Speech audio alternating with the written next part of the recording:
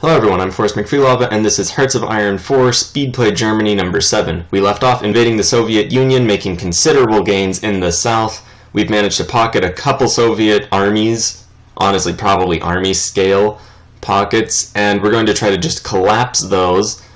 Also deal with the French and whatnot in the west. We're going to just keep driving north from this advanced position. Hopefully the goal here is that we're going to roll up the entire Soviet line. Just use all of our armored forces to just trap the Soviet armies to the west of our armor and to the east of all these infantry units you're seeing right here. We do also have a few tank units we're going to try to break up into that group as well. And generally just try to smash the Soviet army to pieces so that effective resistance will be pretty much impossible from here on out. We'll also keep driving forces up on the far east, going just north as well to distract even more Soviet forces, and also just hopefully clean up the west again, though once again, I don't really think the west is going to be that significant. They are fighting the Japanese throughout all of China, as are the Soviets to an extent, which may explain a bit of their slightly weaker response. Also, the fact that we did encircle quite a bit of their forces wouldn't help them. So yes, we're just kind of charging up. Now, potentially this could get us all the way up into the essentially Arctic bits of the Soviet Union, at which point it'll probably just sort of peter out and we'll have to think of something else to do. I've heard that the Soviet Union will just keep resisting until we get just absurdly deep into their countryside, and that is terribly worrying, quite frankly, since this plan will just kind of push the line back, probably, I don't know what sort of scale this is, let's just say a few hundred kilometers, and destroy a good portion of the Soviet military, so it will overall just be a very positive thing for us, and a very negative thing for the Soviet Union. Maybe not enough to win the war, but enough to make it so that it would be very difficult for us to lose it. And you'll notice these drives are going very successfully, not even seeing any resistance whatsoever. Soviet armies are also in the process of invading Finland at the moment, up in the very far north, so they may end up bringing forces down from that fight. And it looks as though we've just managed to invade our way into places with some Soviet resistance, so that's nice for them, not so much for us. Overall, though, the drive is just going fairly decently. Pocketed units, an unfortunate consequence of how battle plans are set up. Once you pocket a group, the general attack order does not from there on out consider those pockets areas to attack, and they just make a front line and dedicate forces to holding the enemy troops within those. So that's a moderate inconvenience. Honestly, though, at that point we can just right-click the trapped units with the units surrounding them and generally win.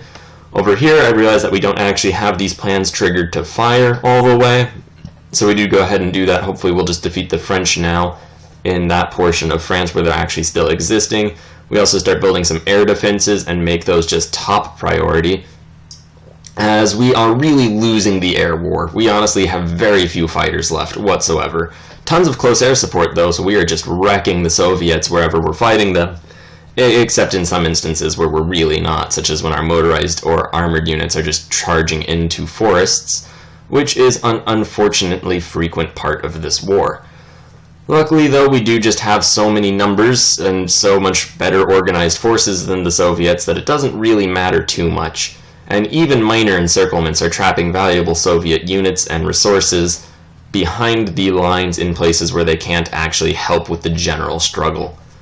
We are also just continually driving forward at rates quicker than their infantry can retreat, so whether or not this is just a new line of Soviet forces or just some pocketed element, it doesn't really matter. We can just keep going faster than they can retreat away from us. And you'll notice we've already doubled the size of territory we have managed to carve into the Soviet Union in something like 3 armored assaults, with a bit just going in cleaning up between 2 of them. And the front line is really just shifting in our favor. One issue is that we're not really encircling very many Soviet units as much as we are just destroying, or not destroying, but forcing them into retreat. Ideally, we won't just be forcing them into retreat, as that does build them up. However, as long as we keep pushing them far enough, we'll eventually find gaps and be able to break through, and then just encircle the disorganized regiments left within. So overall, it may be a positive thing for us. You do notice we managed to encircle this element over farther into the east. We're going to just keep driving up, looking for weak points, and hopefully not accidentally just send an order to all of these units. And there we go, we did that. Okay, anyway, we go ahead and just set up a convoluted attack order for that. Hopefully all those forces will kind of take care of themselves from now on. We did press halt, so they won't all just charge to that one province. We will still have a front line. And alright, our forces are continuing to drive up, as is really going to be the case probably for quite some time from here on out. Luckily, we are building up at the front, which means we're able to just start expanding the amount of territory we're rolling into. I am having a slight bit of difficulty keeping the camera at exactly the right level. That's probably more of a problem with my mouse than with the game, though.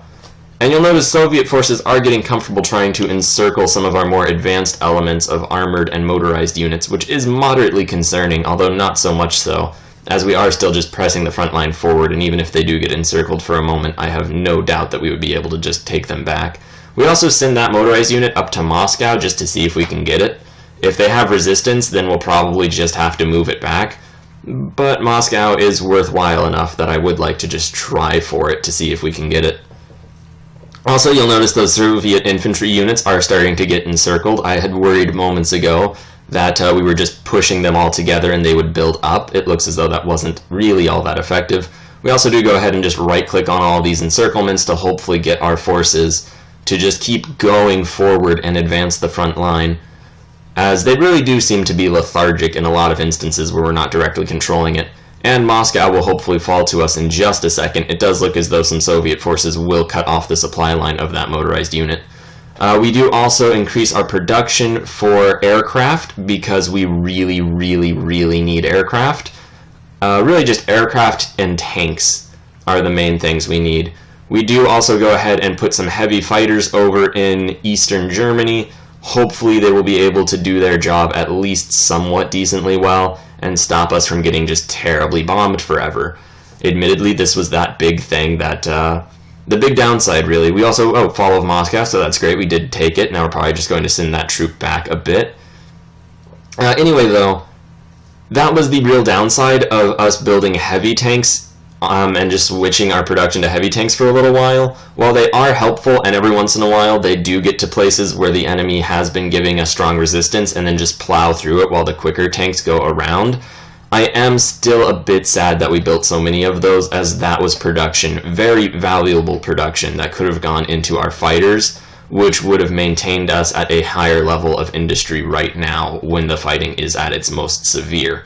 Luckily though, we just have enough armored units anyway, enough motorized and just rapid response forces, that despite the somewhat considerable downsides of our production, we are still just plowing through the Soviet Union and all of these Soviet forces. Ideally, we'll have enough that we'll be able to encircle all of those elements right there, and we just finished destroying those pockets, so those forces are coming up as well.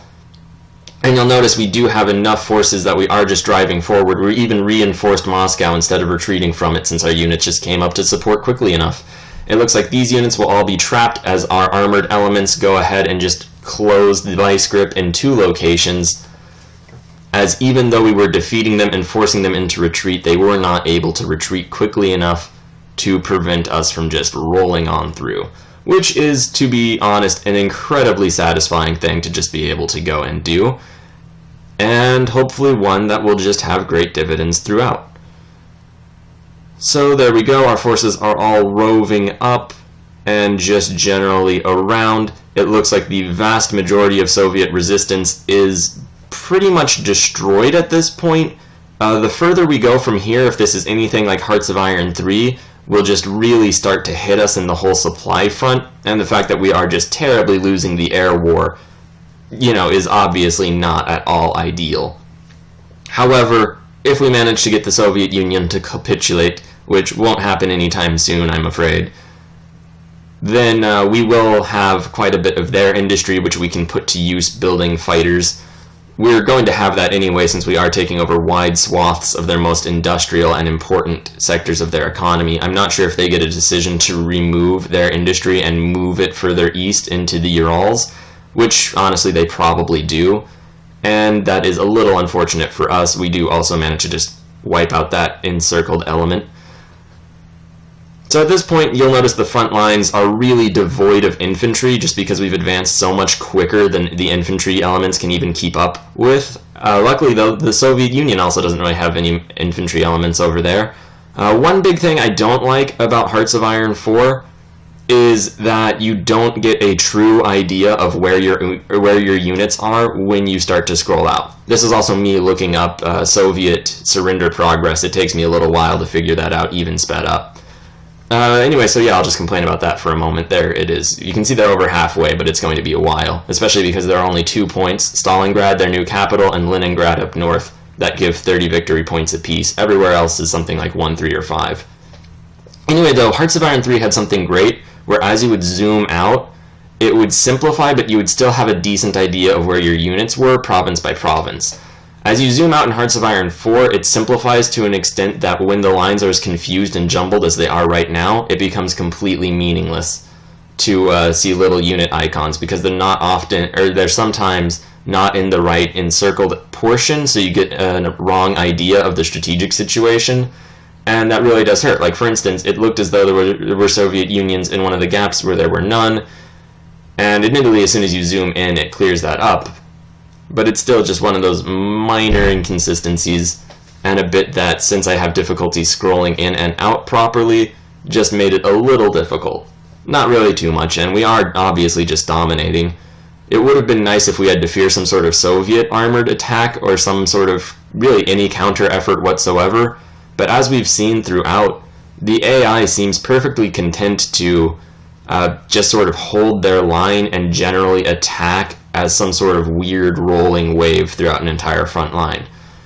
Which, while potentially nice if fighting other AI elements, totally collapsed when we actually just sent a thrust against them.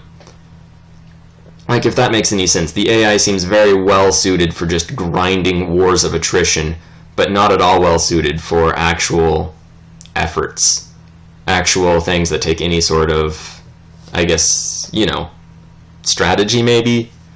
At any rate, we are sending more and more of our armored units down south. We're going to make a push to Stalingrad. I think, okay, so the Japanese aren't doing very much at all. We do have a few units we can hopefully send up to take Leningrad, although I do want to start diverting the majority of our armored elements down to the south for a push deeper into the southern Soviet Union, in part because I don't really think there's very much of use up here in the north, and also because even though it is now a few months into the year, I don't really want to send our forces into really Arctic areas with low infrastructure, although Leningrad is obviously a very major target for us to take. There's also the fact that there are quite a few Soviet divisions invading Finland right now, so if we were going to make an armored push up there, I would want to have it strong enough that we could cut all those Soviet forces off in the, I guess, peninsula up there. Kola Peninsula? I'm not sure what exactly it's called, but where Finland is. All above those lakes. At any rate, though, it's basically at the point where it's just going to be easier for us to send armored units down south and try to make a push for the Caucasus and take Stalingrad and all that. So that's what we're going to do with the majority of our forces. We do still have some units up in the north, and we just freed up this entire group of soldiers near that pocket. So hopefully they'll all take positions on the front line, although honestly at the same time, hopefully they won't. And alright, it looks like we got an event where Italy wants a little bit of Vichy France. We go ahead and give it to them, which lags the game out for a little while. And alright, we're going to stop right here for now with our main objectives all secured. We took Moscow. We managed to just drive the entire front line back several hundred kilometers in really just a terribly short amount of time, encircle and destroy the vast majority of the Soviet military. Now it's going to be a matter of us just more or less lazily cleaning them up until they surrender. Unless there's some big upstart or upturn that happens in the near future. But hey, that's for future episodes to decide. Thank you very much for watching. Please like, share, and subscribe.